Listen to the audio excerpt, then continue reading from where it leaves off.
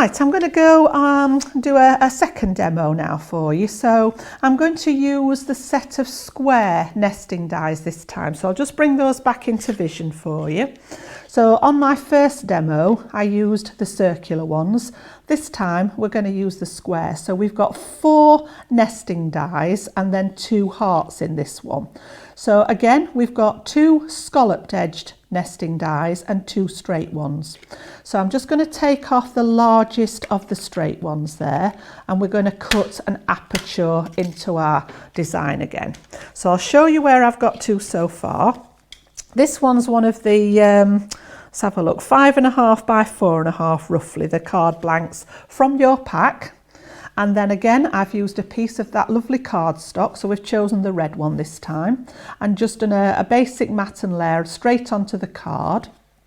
And then I've chosen that gorgeous honeycomb paper this time, so one of the geometric designs, and it's got a mixture, including that red that we've picked, so it all coordinates beautifully. And then I've matted and layered that on the turquoisey colour, so we've got a bit of a contrast going on this time, and that's going to be my next layer. So just like we did earlier with the other demo, I'm now going to cut my aperture straight into that design, and rather than going central this time, I'm going to bring it just to one side so that I've got some room to put sentiment and an embellishment on this side. So I'll pop that on one side, bring my Gemini plates in again, and I'm using the junior plates in my big Gemini. So again, a couple of pieces of our low tack tape just to keep it in place. Pop it on my plate, decide where we want that, and again I'm just going to go roughly the same distance top and bottom and at this side here, and then that's going to leave me a bit of space at this side to do some embellishing. So I'm just eyeballing it and getting it as straight as I can. Again, I like to pop my tape closer to the inside part that's going to cut away rather than sticking it to my card and risk damaging it, because the pressure in the Gemini sometimes just gets it a bit too sticky for me. So normal cutting sandwich again, plastic shim, magnetic shim and our top plate. And because we're just working with those little outline dies, I know that my Gemini is going to go straight through that. So junior plates in my large Gemini is my favourite way of working, to be honest. I use this combination a lot at home. So if your dies fit on these smaller plates, it's much quicker. We've halved the time because I'm very impatient. So I like to know that it's going to work quickly. So again, we'll pop it over, and if I show that to the camera there, you can see we've got that gorgeous cutting edge showing. So we know that's done the job. Because it's just an outline die, it's gone straight through those 2 layers without any problem. So just gently release that section there, and then that's given us our matten layer that's going to go over the top of my card. So I just need to release that die from there, because I'm just going to show you what I've done next. So I've taken the largest scallop die, which was this one, off my set, and I'll show you on here. And I've used this one on a little piece of white card together with the same one that I've just used, so that I know that this aperture is going to line up perfectly.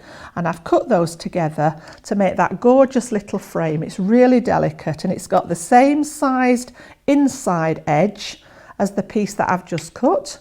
And then it's got that lovely scalloped edge. And it's also, I didn't mention on the other one, it's got a little stitch detail in it as well, which is beautiful. So just around the edge there, and it was the same on the circular one, it's got a little stitch detail. So I'm going to pop those back on my sheet so that I don't lose them.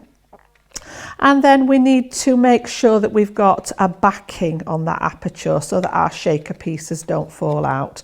So again, we're going to bring in some acetate. So let me just find, it's always the hardest thing to find.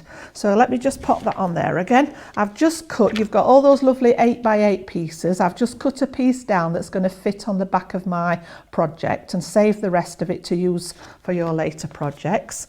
So I'm just going to pop that there so that I can remember where I've put it and then think through where we're at. So again, just using my tacky glue again. So rather than use it straight from the big container, I like to decant it into these little applicators. So it's got that really fine tip nozzle on.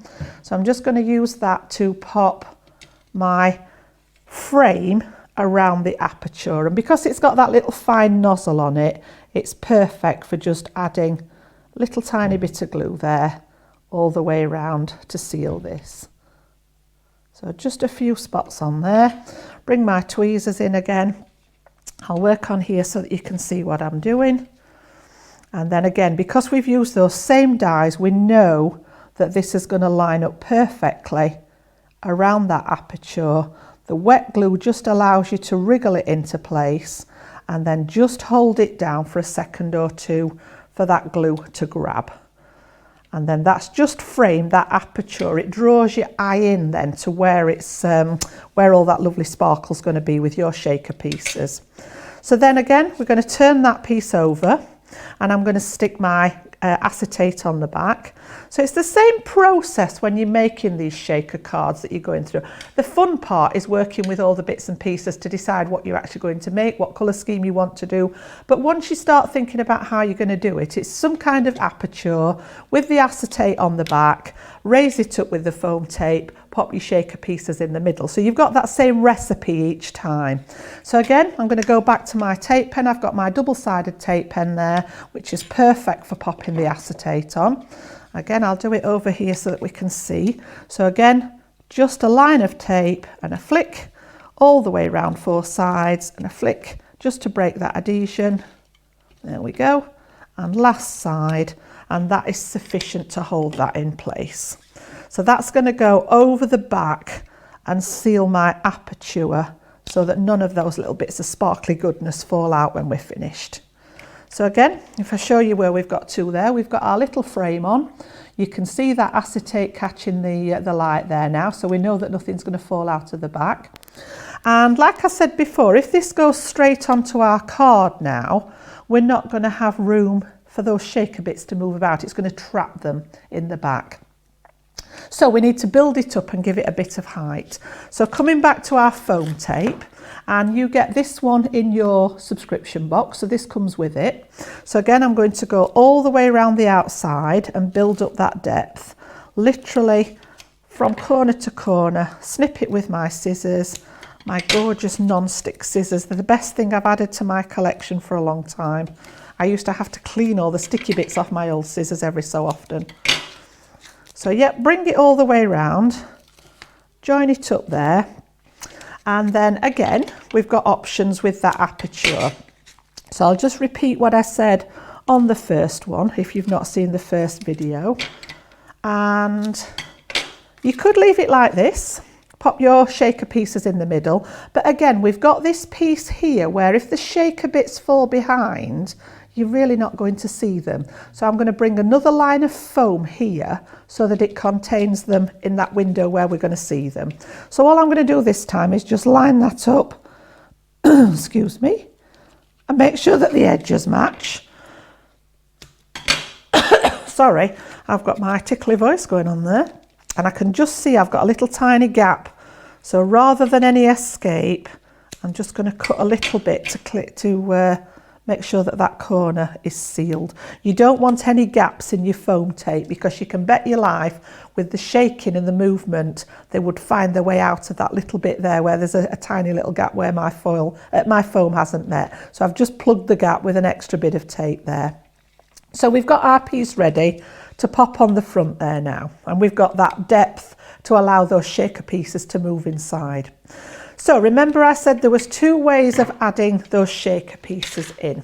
So I've chosen some of those lovely white iridescent ones this time. And again, you've got a selection of little circles and the stars. These come from the packs that are in your subscription box. So this is how they come to you.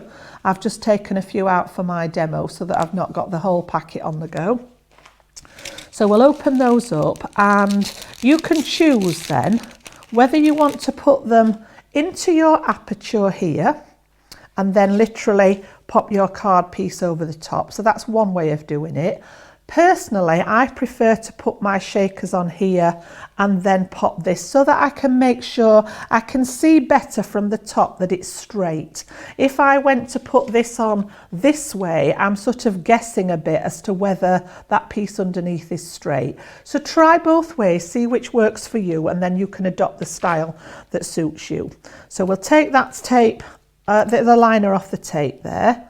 Just give that a little jig with my tweezers and pull off there. Remember that little tiny piece we added to plug the gap there? If I'd have done a better job with that meeting, I wouldn't have needed that extra piece. Take that all off, so that one's ready to go. And again, if you've not caught the first video on here, I just mentioned about if you have trouble with the shaker pieces sticking to the inside of the foam there, all I tend to do is use my anti-static pad that I use for stamping and just rub it around the inside of the foam, and it takes away the sticky. If you haven't got one of those, you can use a little bit of talc, a little bit of cornstarch with a brush, something like that, and it just gets rid of the sticky. If the tape, sometimes it just gets a wee bit sticky on the edges here. So if that happens, just try brushing it along with that. So I'm going to make sure my card's the right way. I've got my piece ready to go on there. So I'm going to choose to add my shaker pieces onto this section here. So we're just going to pop some of those out. We'll put plenty out there so that we've got a nice good shaker element. Pop the rest to one side. Just make sure that they're all in the place where you want them to be. So contain them all, because they do try and escape, especially if there's a bit of static going on. So just sort of have a peek, see if they're in the right place. I'm just going to move them up a little bit. And then I'm going to take the piece that I've got my tape on. I've took the liner off ready, and I'm now going to pop this over the top. So again, just excuse me while I get lined up there and pop that bit down, give it a good press so that that foam tape adheres, and then you've got all your little shaker pieces contained inside that window there. And by adding that extra piece of foam tape, again, they're not all going to get lost under this side of your card where they're not going to be seen. So it just gives them a barrier. Got a few in the middle there. There we go. So they're all moving nicely in there. So again, we just need to embellish. You can use whatever you fancy to embellish. So I've actually stamped out, you saw me using the stamp press if you watched my first demonstration. So again, I've used one of the stamp sets from, one of the stamps from the set that we brought in earlier. If I bring this back alongside here, we've got Hope Your Day is as special as you are. So I've stamped that out onto a little piece of scrap card. I've matted and layered it with the same colours that's in my design again, and then I've used a couple of those little adhesive pearls, and these all come in your subscription box, so everything is all colour coordinated for you. So I've just picked a couple of the turquoise ones and added those to my sentiment. So I've got a bit of foam tape going on the back of there, and I'm just going to take those off the edge there, and we're going to pop this, let's just move those out of the way. Bring this one back here. I'm going to pop this one to one side here, and I've just put my foam pieces under the bit that's going to stick on the card. I've left it blank because I want this one to just pop out over the edge there. So we're going to pop that one on there like so. And then again, one of those gorgeous little pieces. Let me bring the other stamp set in for you here. There's so many different designs on this one, it's hard to know which to pick, but I've actually got a little tiny unicorn down here. You can see him there, just absolutely gorgeous. So I've done him, I've stamped him out with the alcohol ink, coloured him in with my markers, just fussy cut round him so that I've got a little embellishment to go on my piece. So I'm going to use my tacky glue again out of the applicator bottle, pop some on the back of there. Hope it's not stuck. Oh, there we go. I thought it had got stuck then.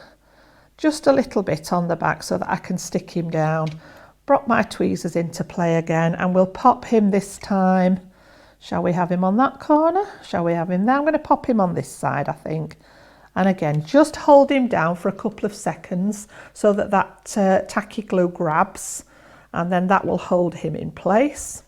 And then also in your die set, you get some little wording dies. So this one, they're always back to front when you see them this way down, but this one says love and this one says hello. So I've used the love one and I've cut that out, some of the scrap card. Let me just pop my pin back in there so that we don't get stuck again. There we go. And I've popped it through my Xyron machine. If you've not seen these before, I just carry my little one around with me. So just my little sticker maker. I've literally run the die cut through there, so it's made it sticky so that I can adhere it straight to the card. So just take that carrier sheet off there. That bit we don't need to keep. Pop that in the bin. I've got a bin down here, honest. And then I'm just going to pop that off with my tweezers there, and we'll have that one. We could either pop it in the window there, we could pop it at the top. I think we'll go at a little quirky angle across the top there, and again hold it down. And if you have got any of those little bits of adhesive, if you just give it a press, they usually sort of come back off. Or again, you can just use the piece that it was on, just give it a little rub, and that pops that into place. So if I clear all my gubbins out of the way again, we can turn that one round, and that's my second demo using all the different pieces from your subscription box just to go together and make those gorgeous shaker cards. So that's demo number 2 complete there for you.